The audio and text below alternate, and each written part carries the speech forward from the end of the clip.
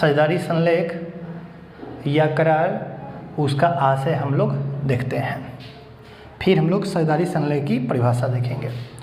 तो साझेदारी संलेख आखिर होता क्या है, इसका आशय क्या हुआ, तो चलिए देखते हैं क्या है। साझेदारों के पारस्परिक कहने का मतलब आपसी, साझेदारों के पारस्परिक अधिकारों, कर्तव्यों और दायित्वों को निश्चित करने के लिए उनके बीच एक लिखित अनुबंध या संविदा तैयार किया जाता है, जिसे साझेदारी संलेख या साझेदारी विलेख कहते हैं।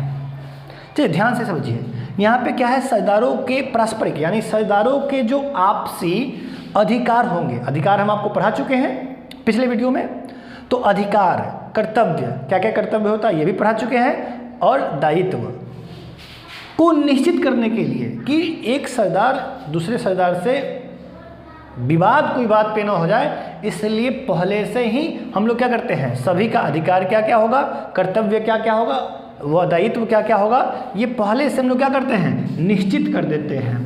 और उनके बीच क्या करते हैं, एक लिखित क्या करते हैं, अनुबंध, एक एग्रीमेंट तैयार करवा देते हैं या संविदा तैयार करवा देते हैं। उसी को हम लोग क्या बोलते हैं, साझेदारी संलेख या साझेदारी विलेख कहते हैं।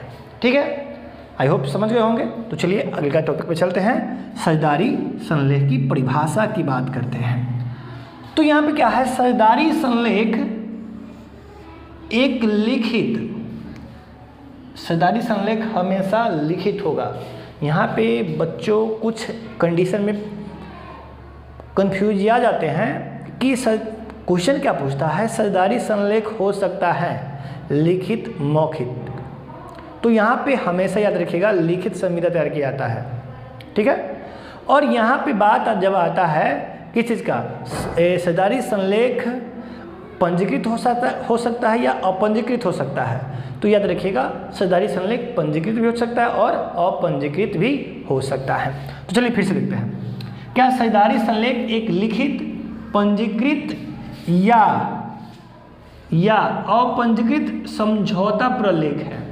ठीक है, कैसा प्रलेख है, तो पंजीकृत या अपंजीकृत है लेकिन लिखित है,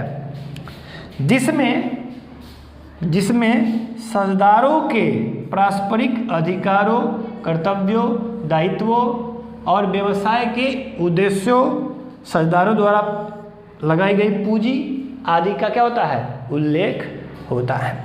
ठीक है, चलिए फिर से समझते हैं क्या है साझेदारी संलेख की परिभाषा में क्या है। तो साझेदारी संलेख एक लिखित, पंजीकृत या अपंजीकृत समझौता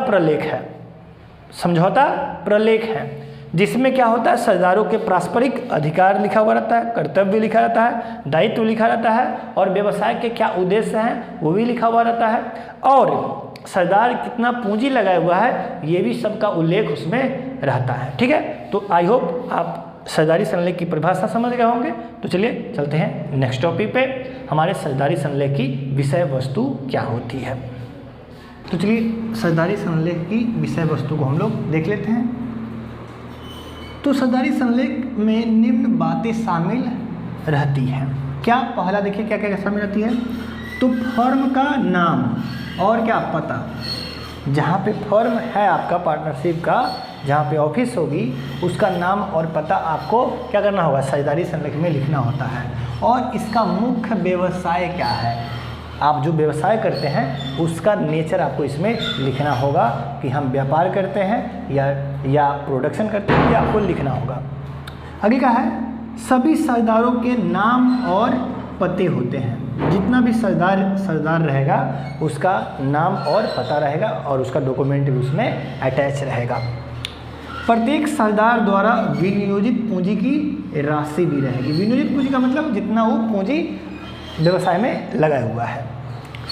उसके बाद देखिए साझेदारों के पूंजी पर ब्याज, ऋण और आहरण पर ब्याज की दर क्या होगी, इसका भी उल्लेख उसमें रहता है कि पूंजी पर 5% ब्याज दिया जाएगा, लोन पे ऋण पे 6% ब्याज दिया जाएगा, आहरण पर 4% ब्याज लिया जाएगा, ऐसा पूरा उल्लेख रहता है। अगले का है लाभों का निपटारा।